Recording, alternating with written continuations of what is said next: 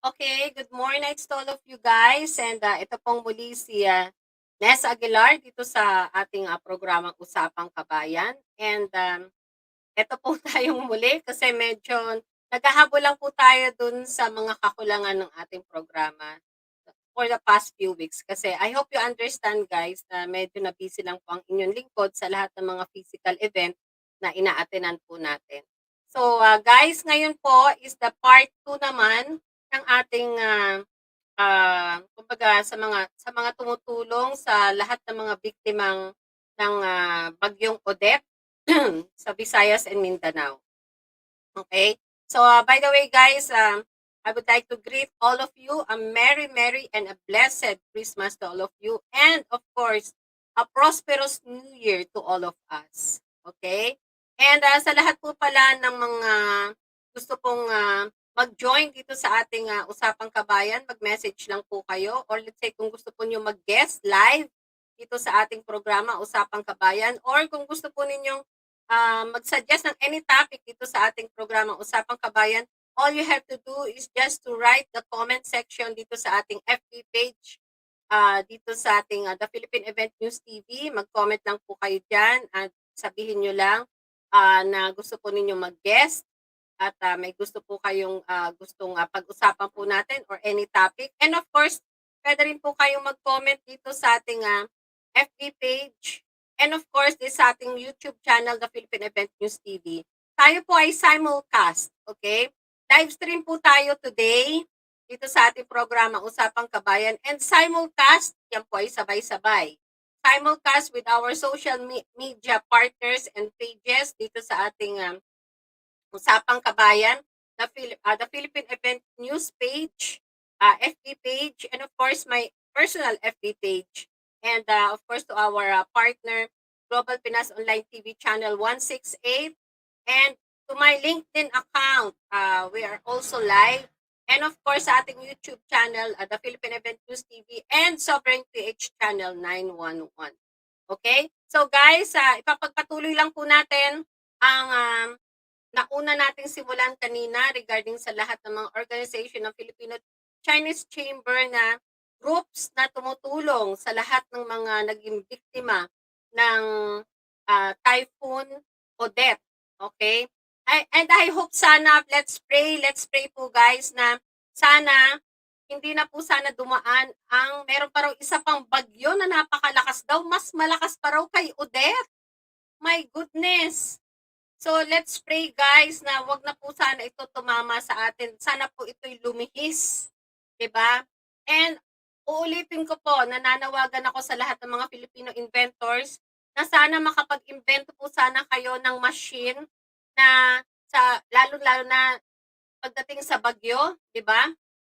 Maka-invento sana kayo ng machine na pag merong bagyong parating dito sa ating bansa, lalong-lalo na kung super typhoon o super lakas talaga, katulad ni Odette, okay? O may mas malakas pa, dapat maka-invento po sana tayo ng machine na pwede po nating barilin yung namumuong bagyo o namumuong tropical storm para ito ay kumalat at hindi pagdating sa atin, sa ating bansa, sa ating bansang Pilipinas o saan mang countries, ay hindi na po ito mananalanta ng super salanta sa ating mga kabuhayan. Okay? So, yun lamang po. I'm sure meron kayo may inventong ganyan, mga Filipino inventors. Matatalino kayo mga matatalino kayo. Kaya nga ginawa kayong inventors You are all scientists, mga matatalino.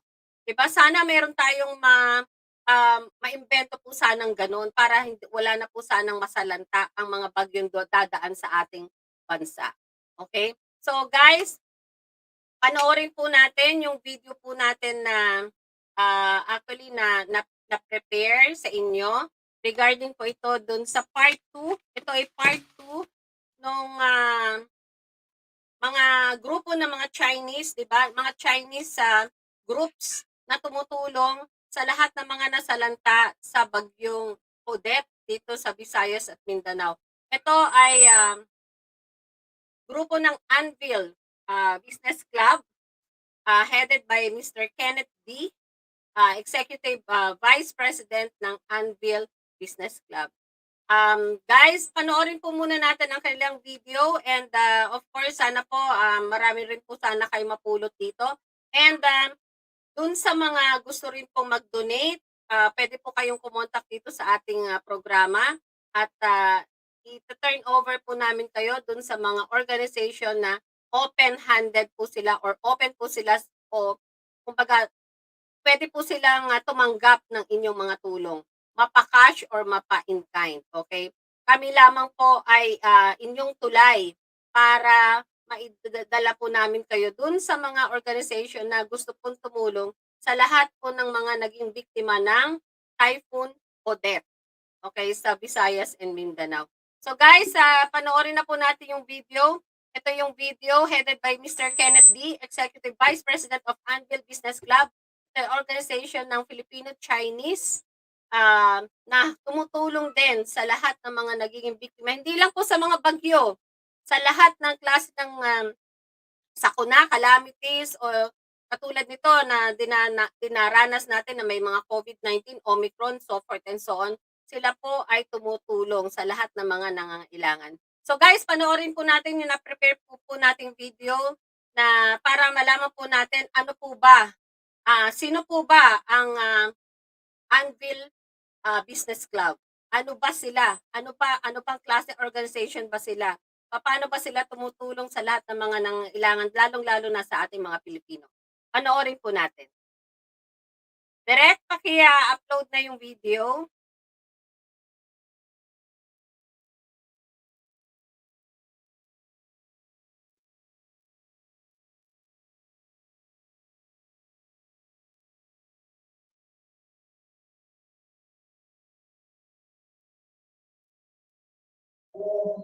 And the other officers were here. Yes, Jason, our Vice President, also our regional view, Ian Jane, can we invite all of you for the turnover?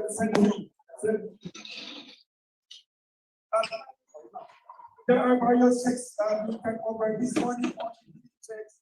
There will be more that will be turned over in the next few days. And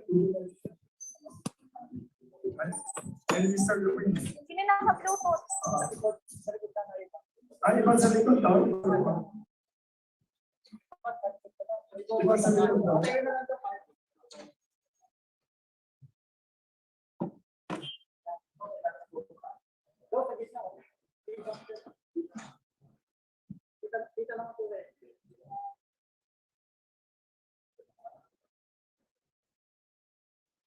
For questions, those who are in media and sa Zoom, please chat box your questions, and the young entrepreneurs will answer about the philanthropy and about the economy.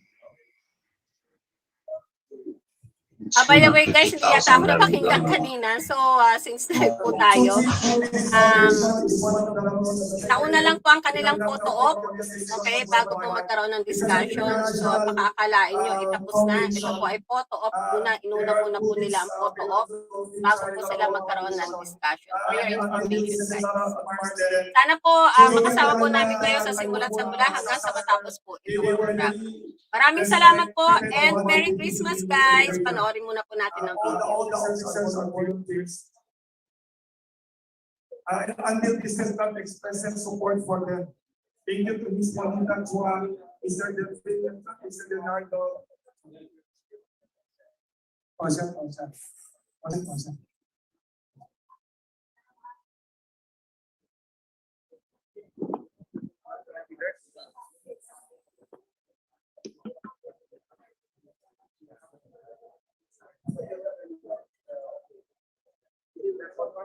Next, we'd like to turn over.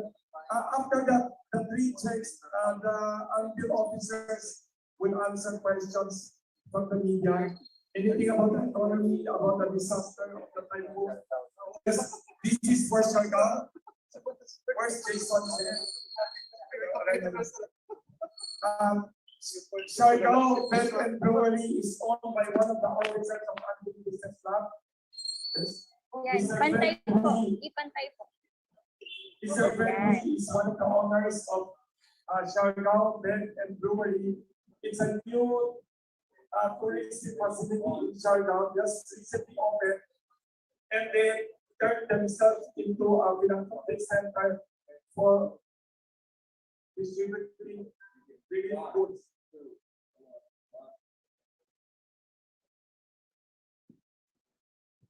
Thank you to Mr. Freddy and Mr. David Wu. Next, we'd like to invite Mr. Frederick Young of the Bacolod Filipino Chinese Chapter. You're the youth, and are you? You're the young officers. This is the start only. We have 3 checks. Until Business Club will be sending more assistance to the various areas.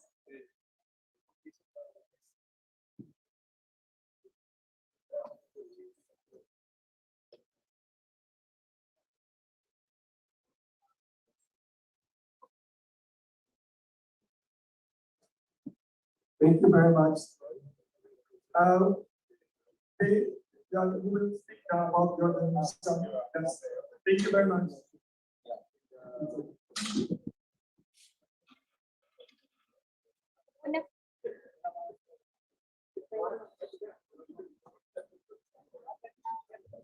We'd like to invite Honorable Chairman Marcelo Go, who are the other officers here. Daniel B, please come forward here. Sir, And my Jason question. We'll start that. Who else would you like to invite? Miss Nolita Chua of Chuse also. Mr. Frederick Yar of Bacolod. Marcelo, Marcelo,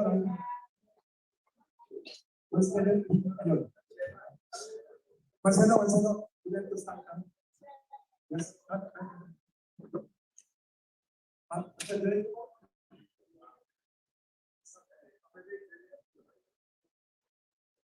See, Mr.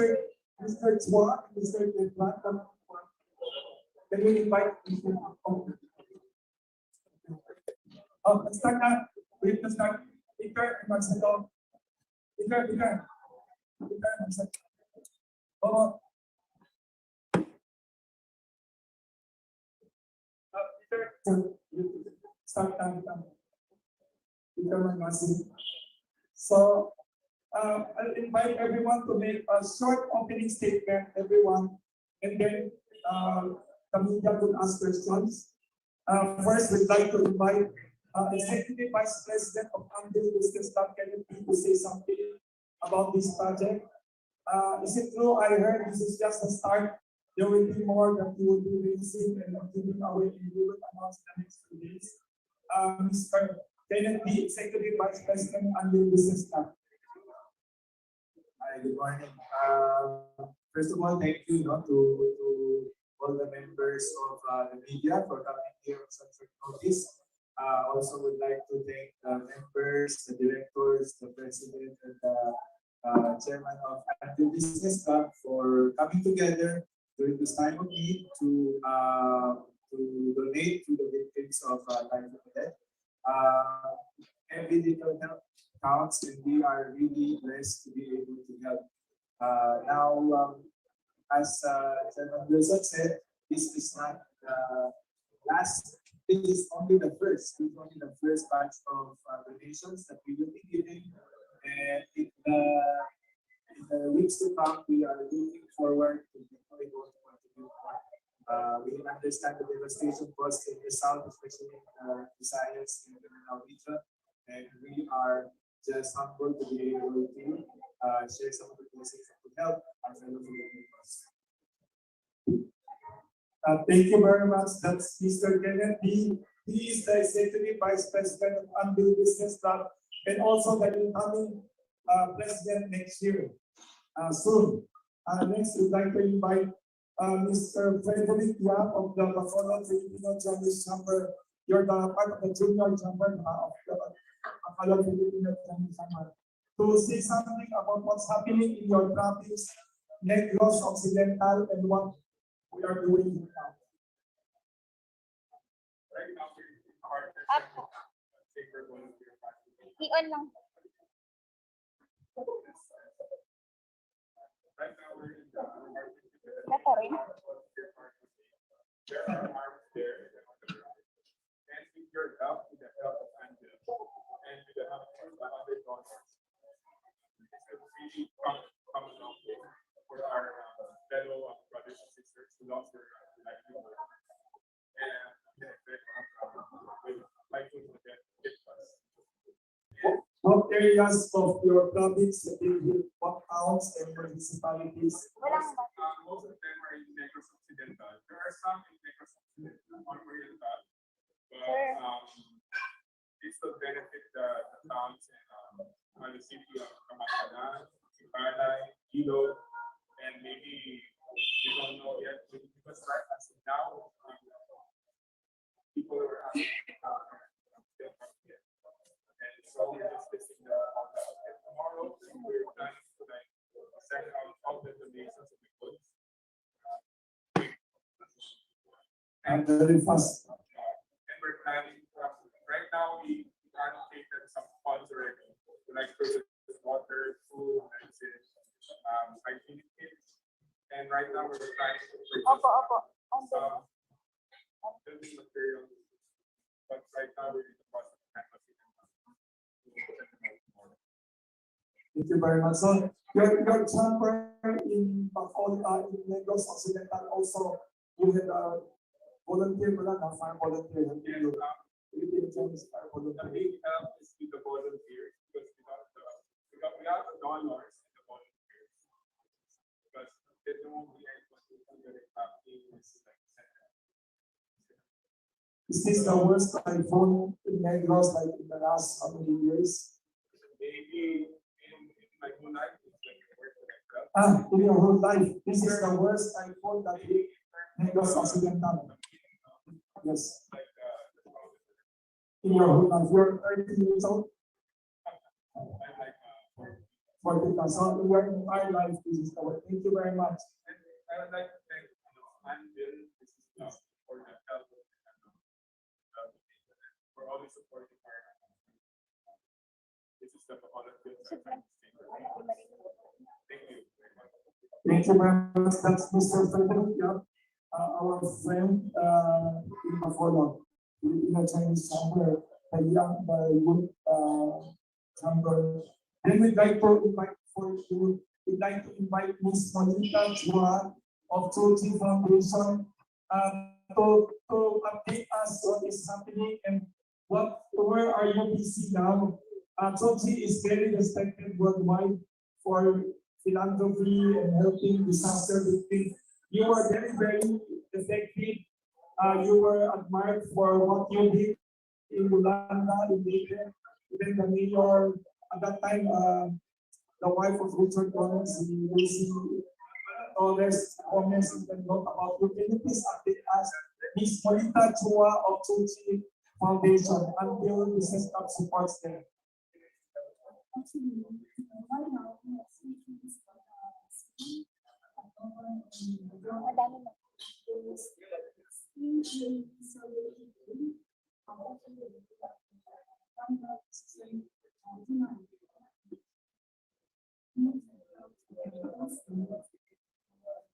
Kasi parang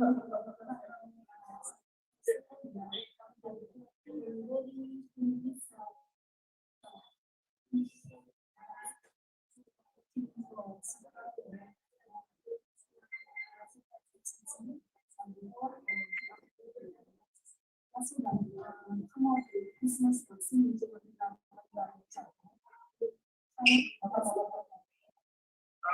Ms. Monita Chua, what areas of the Philippines is Chochi Foundation going to assist? In what provinces are you planning to go?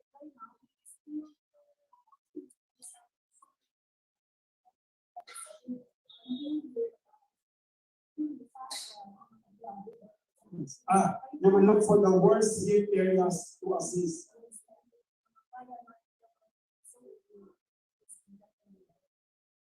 Thank you very much.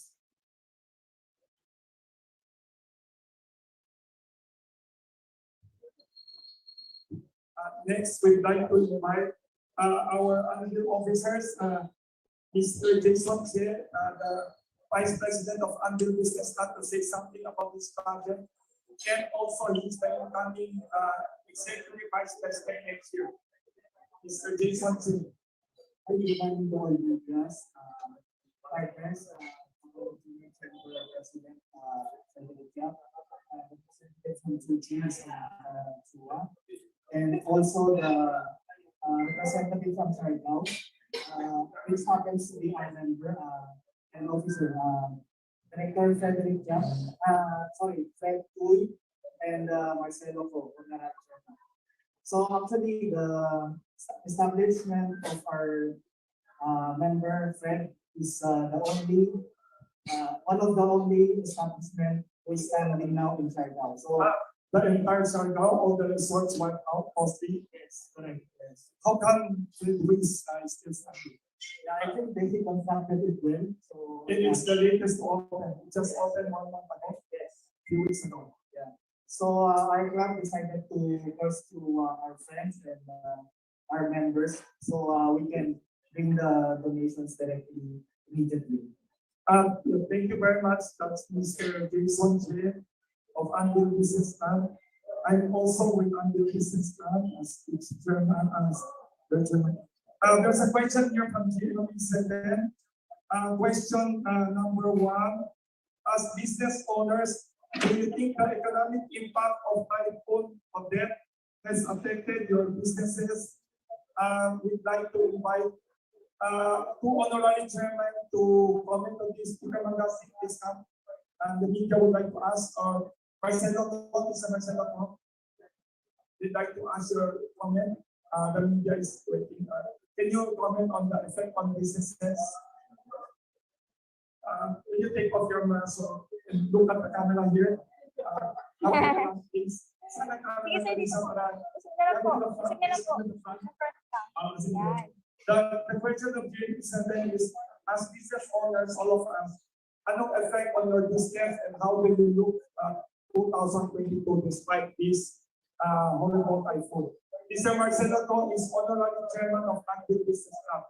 He's in the food manufacturing business.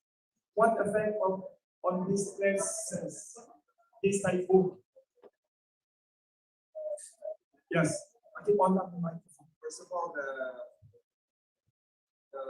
typhoon, the effect of the typhoon is very wide compared to the previous typhoons. That's not one day, several months. So tourism will take a vaccine for a while. It's going to take probably 6 months. Probably 6 months to 1 year to restore, especially the infrastructure. So tourism is going to be affected for a while. We're trying to recover from the pandemic. But you know, Filipinos are known to be resilient, so restoration should be safe as everybody's helping out, like Anvil Business Club, Federation, TG Foundation, other business organizations. That is question number 1. There's question number 2 here. Do you think that the billions of pesos worth of destruction in Typhoon Odette would stop or lessen Philippine economic growth in the last quarter? You and anybody would like to answer? Maybe you should answer the answer. How do you see that? You're asking your opinion. Please take off your mask, please. Come here, forward here, please. Mr. Peter Mandasi is honorary chairman of Anvil Business Club. Coming to the front in the middle. Is into manufacturing of construction supplies, electric wire, cables, manufacturing. Would this big typhoon affect the last quarter Philippine economic growth? This is question number 2 of GNA 7. Actually, on the last quarter of 2021, we already saw the construction industry moving forward. And you know, when you see the construction industry moving forward, it encompasses a lot of other industries. Definitely, this typhoon that this has wreaked havoc in several areas will have some impact. But I think the in a matter of months, it is the Filipinos' ability to be able to recover. And I think we will be able to recover fast. And we will hopefully get back to the 2019 pre-pandemic times. So you are optimistic that 2022, despite this typhoon, we will be ready for higher growth in the economy. Oh yes, definitely. I think a lot of businessmen are going to go. Everybody's very optimistic for 2022. Most especially the economy is opening up. So I think 2022 will definitely be 2021. And somebody also texted me here. Do you foresee that the elections ending up into the economic growth somehow? Oh, that's one more thing. Next year is an election year, and whenever there's an election, there's money goes into fees. So there's going to be a lot of money moving around. So government, politicians, everyone will be spending for this election season. Yes, of course. So despite that, I thought you are still optimistic. Yes, this is just going to be a little setback. That once we are able to recover, areas which are doesn't have power now, in a matter of months they get energized. Once energy comes in, electricity comes in, the economy will continue to grow. Thank you very much. That is Speaker Mangasin, Honorary Chairman of Anvil Business Club. For the President of Anvil and for the EDP and the Vice President, there's a question here from Mr. Erlo Brinas of Net25. Tanong niya, ano ang mga bagay na inyong maitutulong sa ating mga kababayan sa Visayas at Mindanao na apektado ng bagyong Odette? Itong mga donation na to, it will become anong klaseng regalo o pagkain ba siya, bigas, can you please explain like the money that is being donated by Anvil Business Club, Anvil Business Club Association of Young Filipino Chinese Entrepreneurs, what will be the goods and the supplies that will be distributed to the different areas? Can you please explain the assistance? Sir, pati mic. Sama na po. So through our actually celebrate gap is our member actually. Yes. So it happens is the president of the pathology meeting.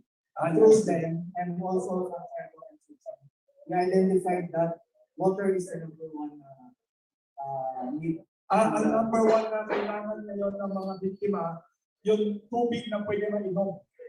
So, potable water. Yun ang pinaka-importante more than anything. So, yun ang gusto natin unang itulong. Ano pang mga tulong daw sa ating Mr. Erlo Brinas of Net25? Yeah, so other than that, we are also looking into genset. Actually, our group is looking. Genset also. So, Anvil Business Club, the Young Filipino Chinese Entrepreneurs with the Bacolod Junior Filipino Chinese Chamber, Junji Foundation, and others such as water priority plus electricity. Wala pang kuryente. Maybe you can update how many days and ano daw nangyayari? Ang pag-kuryente mo, walang kuryente, walang loss. Thank you, Mr. Jason. So, he is now the Vice President and the incoming Executive Vice President next year of Anvil Business Club. Mr. Frederick Yap, our Anvil member and also officer of Bacolod Philippine Chinese Chamber. Ang kuryente, can you update us on the nangyayari sa Negros Occidental? Some areas are already online. They took the Senate of the other party. Yes, they were energized, but some took 5 to 6 days. 5 to 6 days. Some doesn't have application right now. Ano nila wala pa sa And we got no drinking water. Wow. So what we're planning with the help of the Yes. Yes.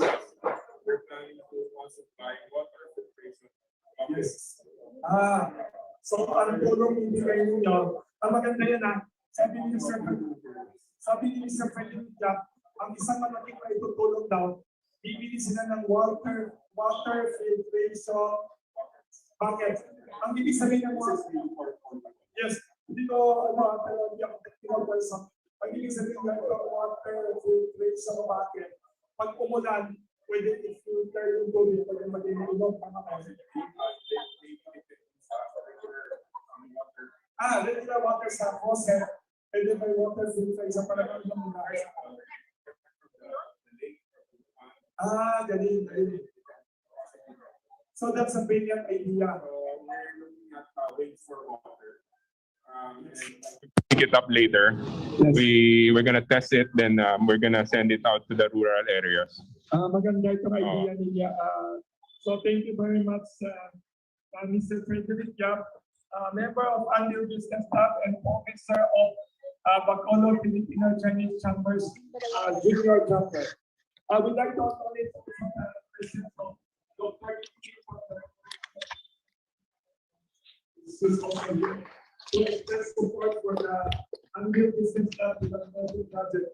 To present Executive Vice President Mr. Kenneth B., who is also the incoming president next year.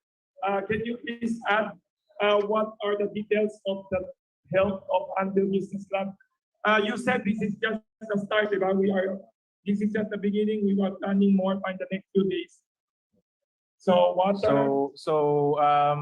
as Chairman Wilson said, so this is just the start of Anvil's donation drive for the victims of Typhoon Odette.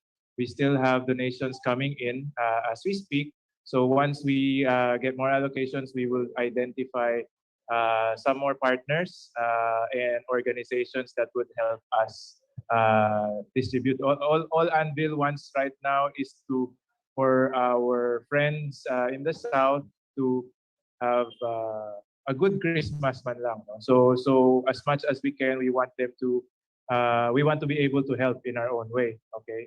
There's like Frederick said, utilities, basic necessities are the priority. So water, electricity, food, shelter, these are what we're looking at right now. Hopefully we can help out the sooner we can. No? So with everybody's help, especially with the media's help as well, with the we appreciate that all our efforts will be able to contribute to the recovery of the typhoon victims. Thank you, Mr. Kennedy. Yung tanong kanina earlier about the impact on the economy and how you see the new year 2022, can you give a short opinion about that? How do you feel about the impact on the economy, the last quarter economic growth, and how you see the new year 2022? The last quarter has been actually good, no, for businesses across several industries. Even before the typhoon hit, we can also even see the pandemic rates slowly going down. Although there's Omicron that's threatening to come in, the Philippine economy is generally very bullish going into next year. Even with the effect of Typhoon Odette, I would agree with Chairman Peter also that next year, 2022, we are looking at a very strong economy for the Philippines. Also supported by the expected increased spending of because of the election season. So we as a business club are very excited to welcome 2022 because it's going to be a very healthy, a good recovery year, and hopefully bring us back to 2019 levels already. Thank you very much. That is Mr. Kenneth B., Executive Vice President of Anvil Business Club and incoming President next year, 2022. He is into the logistics business in the gulong or wheels. So he knows a lot about the economy, whether it's running or not. There's a question here from GNN TV. Sabi nila, who started thinking about buying water filtration system? It's a good idea now. Who thought about it? The one talking here is Mr. Frederick Yap of the Bacolod Filipino Chinese Chapters Junior Chamber. Okay. This idea was brought to us by one of our members, which is our VP. What is the name now of And you can find it in Facebook or Instagram. It's Waves for Water Philippines, and they supply these buckets. These buckets have built-in water filtration canisters, wherein you just put the water and it'll come out clean. This So- is very unique kasi of all the news I've read about puro rice, puro noodles.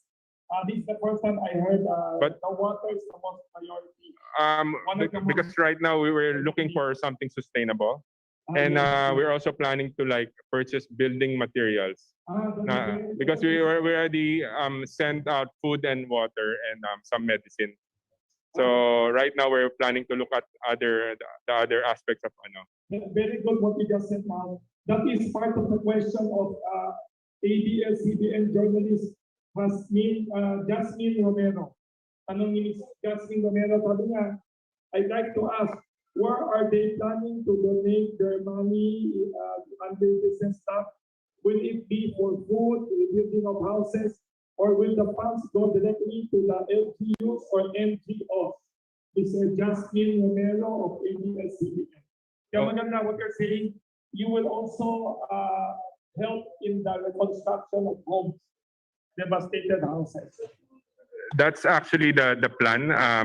Originally, the plan was food, water, and medicine, and hygienic kits.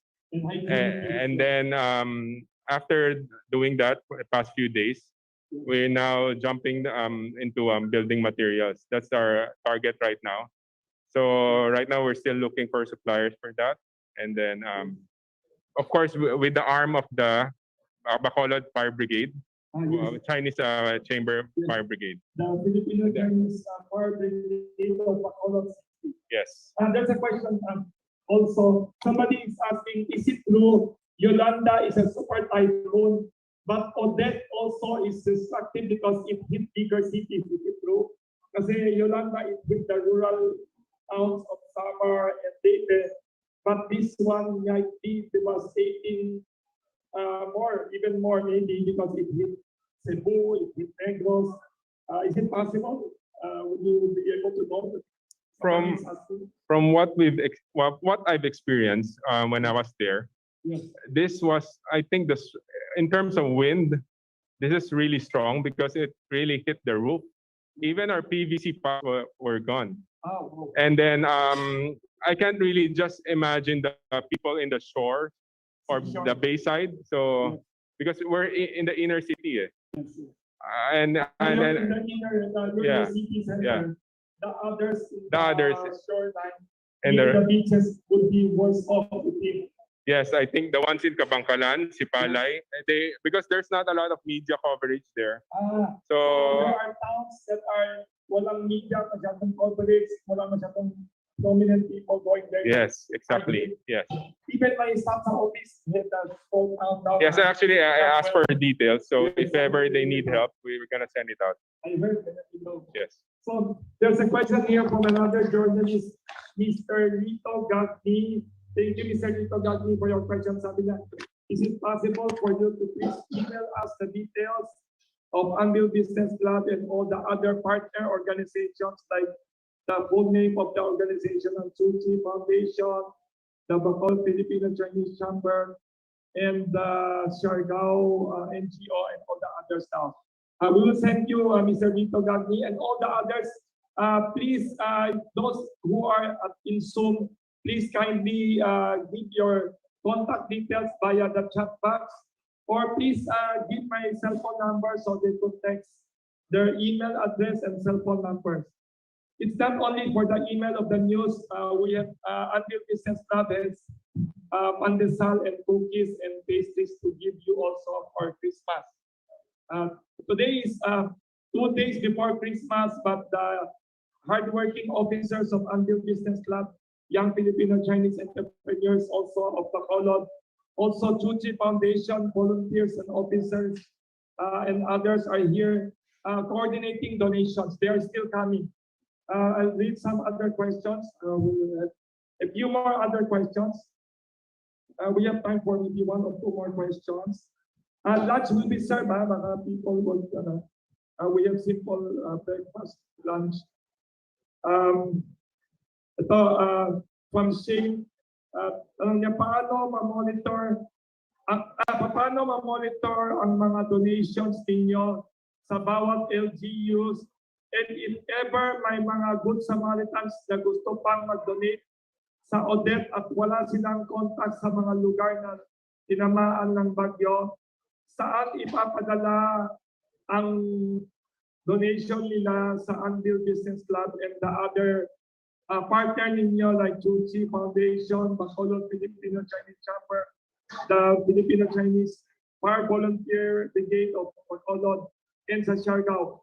In cash ba or in kind ang mga donation binibigay sa Anvil Business Club? Anybody wants to comment on this?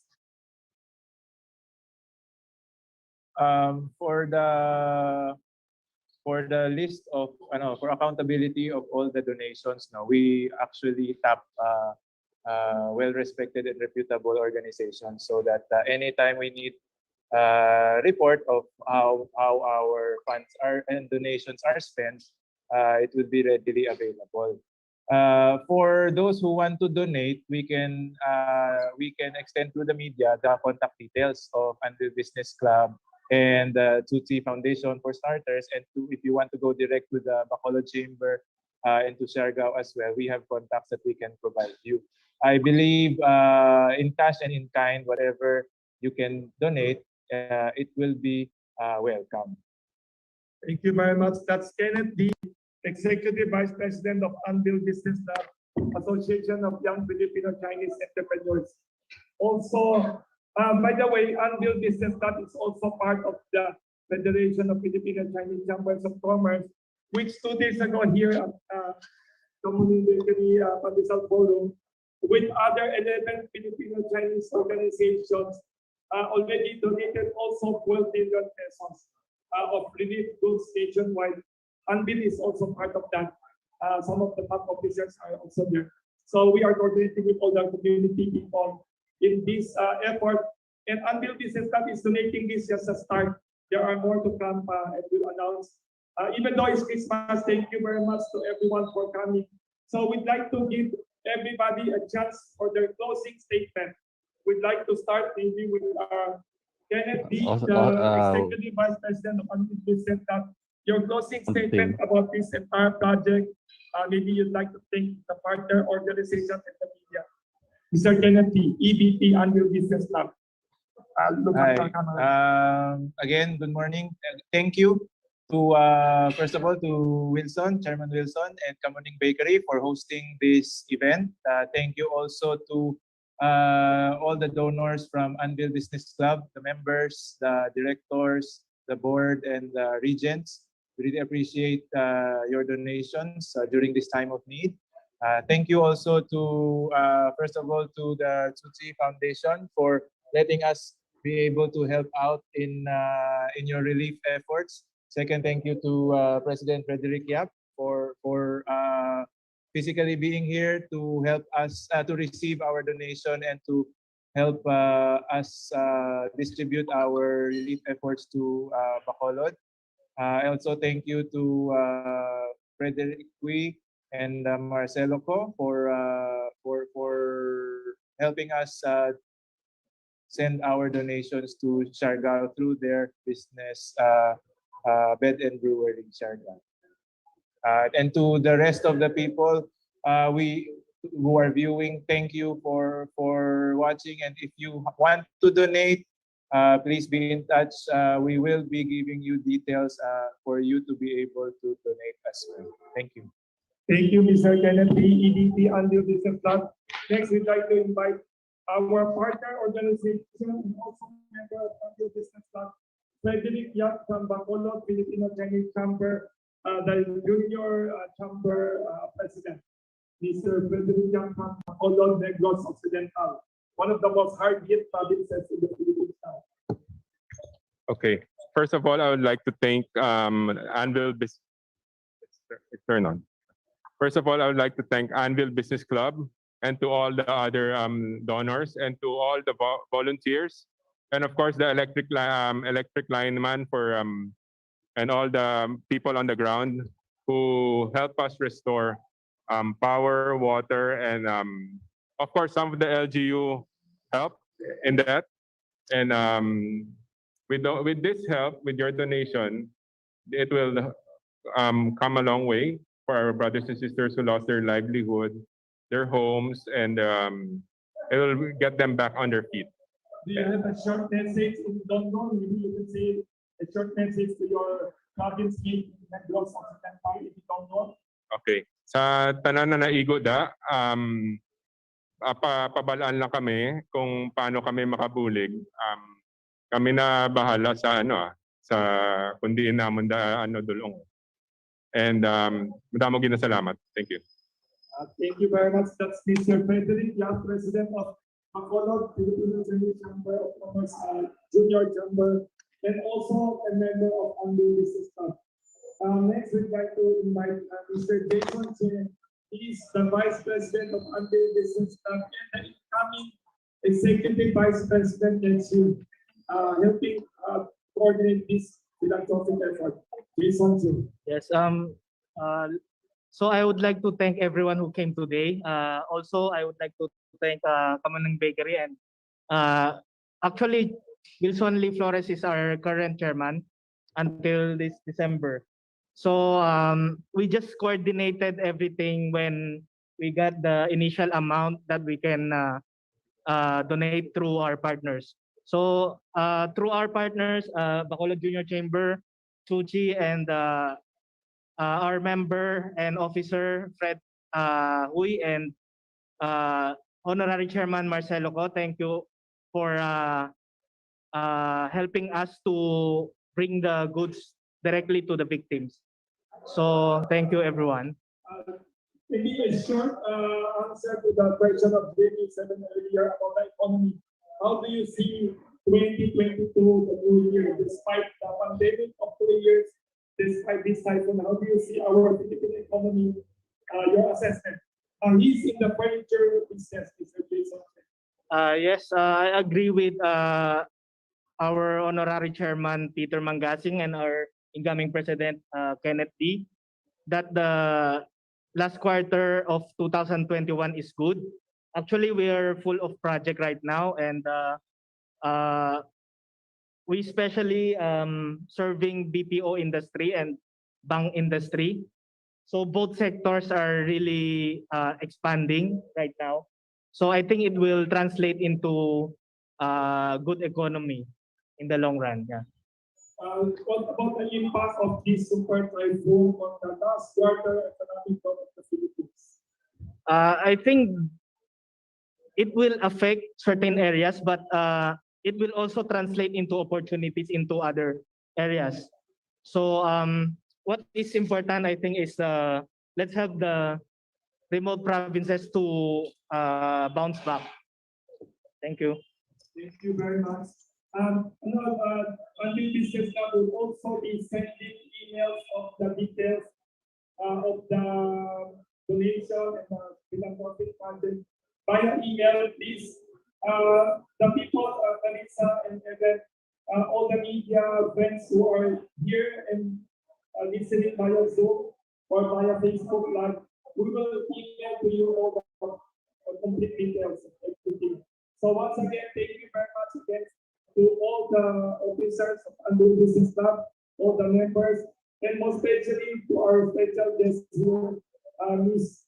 Bonita Chua, Mr. Delvin Letran, Mr. Leonardo Chua of Tulsi Foundation, also Mr. Frederick Yap, President of the Bacolod Filipino Chamber, Junior Chamber, and also, of course, the Anvil Business Club officers, led by Kenneth B, the EVP here, also the Vice President, Mr. Jason.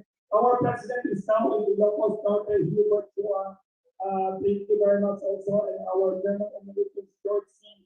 Also the others, I'd like to mention again, Honorary Chairman Peter Mangasing, Honorary Chairman Marcelo Ko, the others here, Alvin Kua, Ace Alano, Fred Hui, David Hui, Reginald Yu, our past president, Mr. Director Ian Chen, and all others. Thank you very much for all your help.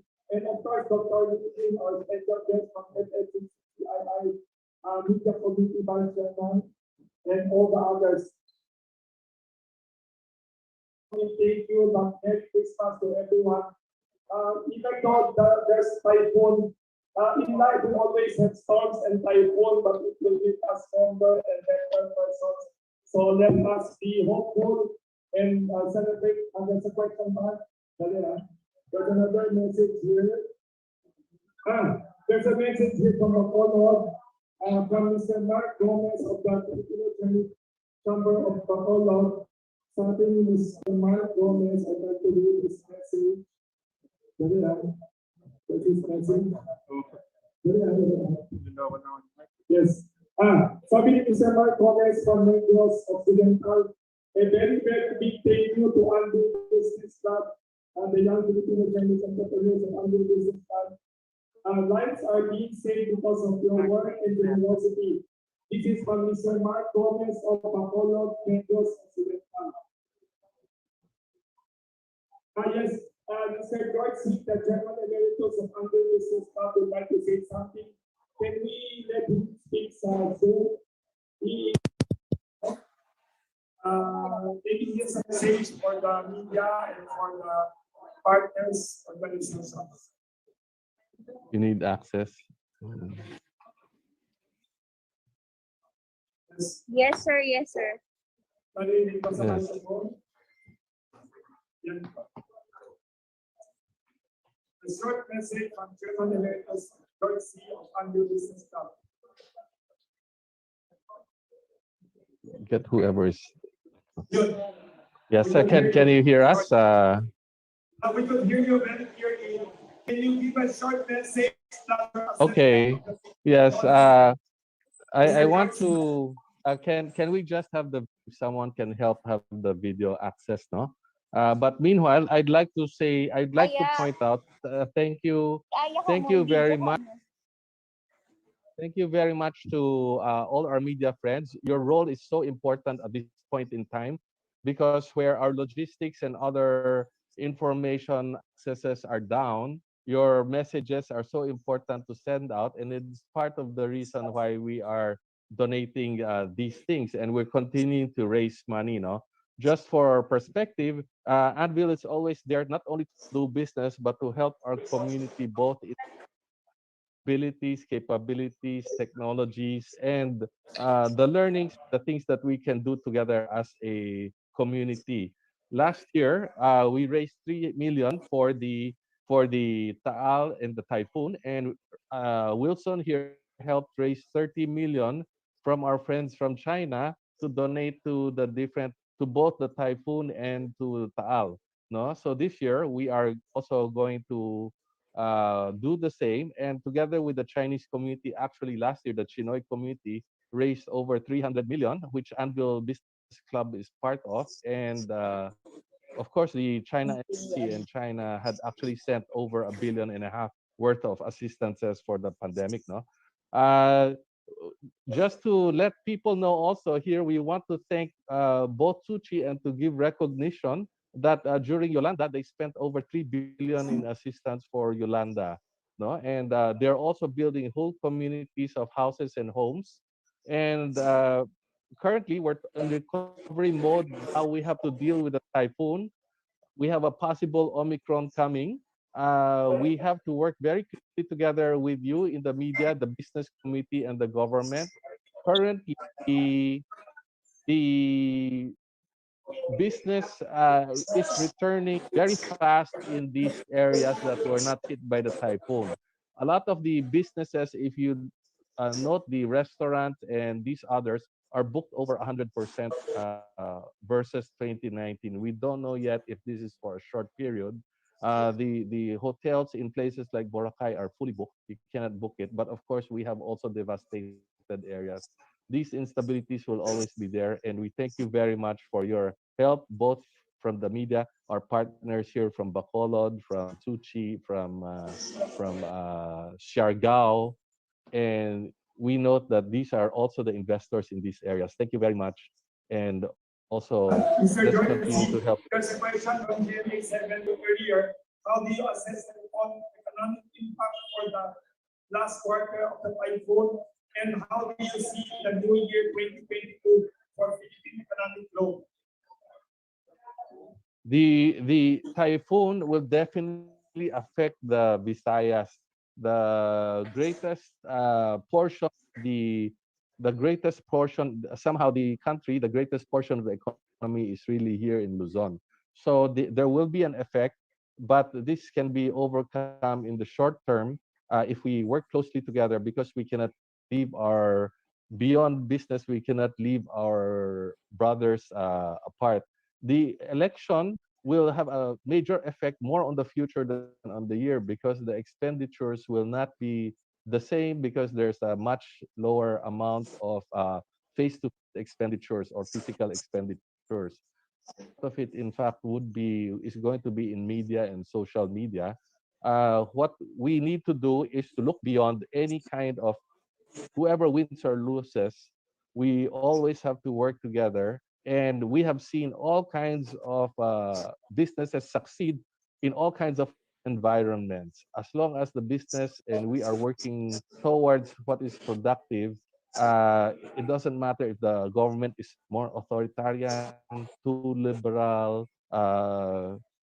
We have to safeguard each other. The human rights also is an issue, but we also don't want to focus too much on the where there are disputes. There is climate change we have to deal with also, and this is an example. So our focus is just to continue working, continue investing, and what we can say is currently the DTI is showing us the interest in investing in the Philippines is very high. So let's take the positive points and work on that. Thank Thank you. you very much, Mr. George C. Chairman Emeritus Anvil Business Club, for your message and your forecast for Philippine economic recovery. Thank you very much to all the officers, members of Anvil Business Club. Thank you especially to Gucci Foundation. You have done a lot of good things every time there's calamity.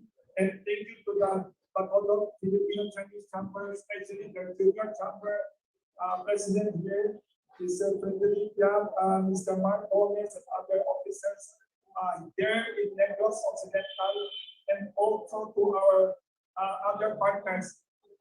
We at Anvil Business Club support all our countrymen in Negros Occidental, in Surigao, in Palawan, in Cebu, in all the regions affected, Cagayan de Oro, and Executive Vice President here, Mr. Kennedy, our President Hubert Chua in Ilocos Norte.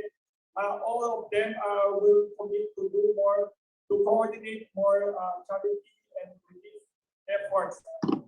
Once again, thank you very much to everyone, and let us have a very meaningful and healthy New Year, and Merry Christmas to everyone.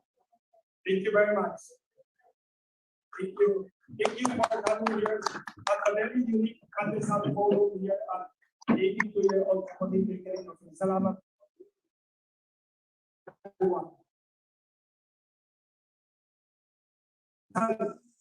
Can we give our Mr. Tua? Yes, there's a picture with the Kandesal. This is a tradition. We understand. Whether you are movie stars or presidential candidates or politicians or rebels, whenever you are at Pandesal Forum, everyone goes home with Pandesal Party.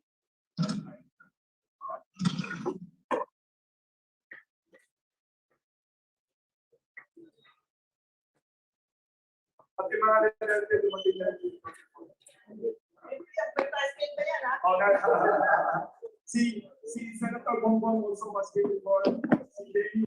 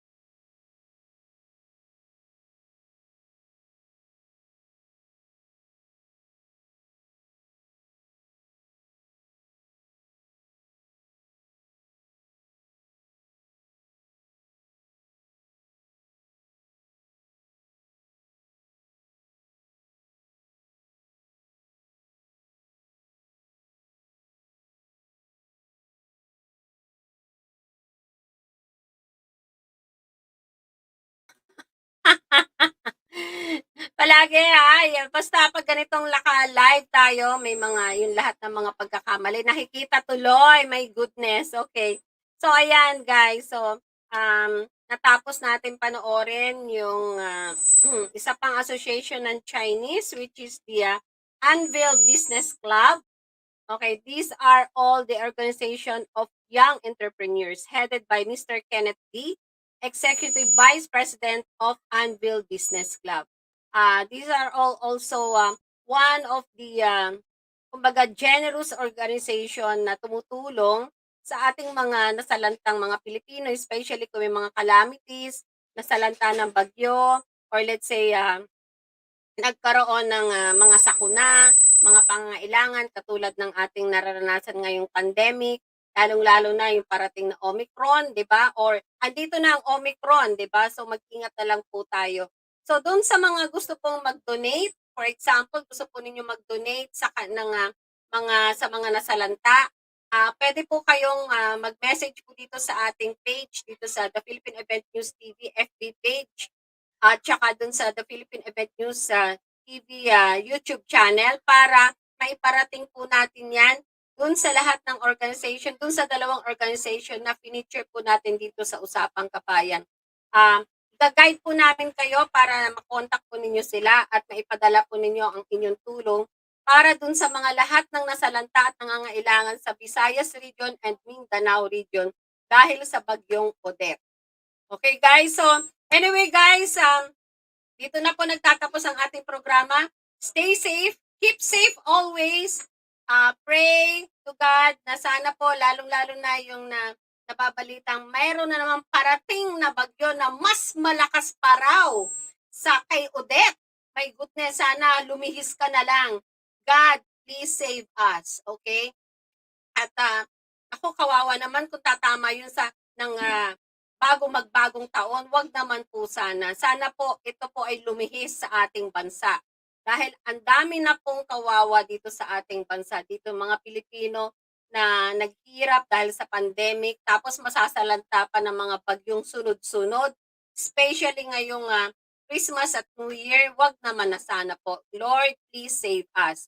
So, yun lamang po ang aking hinihiling sa inyo at sana po palagi po kayong manood ng ating programang Usapang Kabayan. Marami po kayong matututunan dito sa lahat ng mga featured guest po natin dito, featured topic po natin dito. At of course, sa lahat ng gusto po ninyong talakayang topic or gusto po ninyong mag-guest live dito sa amin, mag-message lang po kayo dito sa aming FB page, The Philippine Event News TV, and of course sa ating YouTube channel, The Philippine Event News TV, mag-comment lang po kayo doon at agad-agad po namin itong bibigyan ng aksyon. And of course, ito po, ang programang ito ay co-produce ng The Philippine Event News TV in partnership with Global Pinas Online TV Channel 168, Sovereign Channel 911, and of course, sa ating simulcast po tayo again sa ating mga social media and social media pages, katulad ng FB page ko po,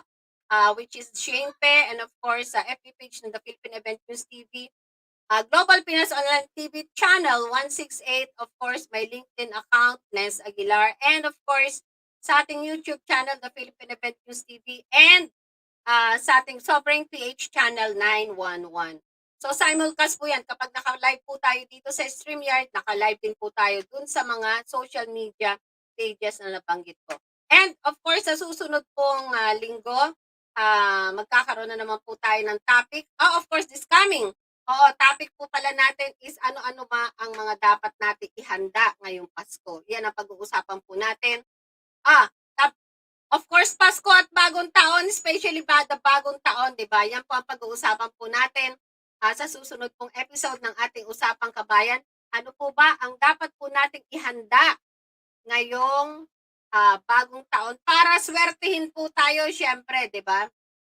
Para tayo swertihin sa susunod na taon. Okay? So guys, take care of yourself, and of course, ulitin ko, palagi po tayong humingi ng awa sa Diyos, and of course, mag-take po tayo palagi ng vitamin C. Magtanim tayo ng mga halamang gamot katulad ng oregano, yan, ginger, At ugaliin po natin magkaroon ng ginger tea plus lemon and honey. And of course, yung oregano, galing po niyan pagdating sa ubo at sipon at lalo na pag nangangate ang inyong lalamunan. Okay? So guys, see you again. At medyo nahirapan na ako magsalita. See you again in our next episode of Usapang Kabayan. By the way, this is Nes Aguilar, your host ng Usapang Kabayan. Good morning to all of you. Good morning to all of you. Merry Christmas, a blessed and a prosperous New Year to all of us. Magdasal po tayo sana na wag na po sanang dumaan dito yung sinasabi ng Pag-asa na napakalakas na bagyo na mas malakas pa kay Odette. Okay guys, let's pray and hope na hindi na po sana yan tumama dito sa ating bansa. Kawawa po tayo pag nagkataon. Okay guys, so anyway guys, good morning to all of you and happy weekend to all of you guys. Bye and stay safe.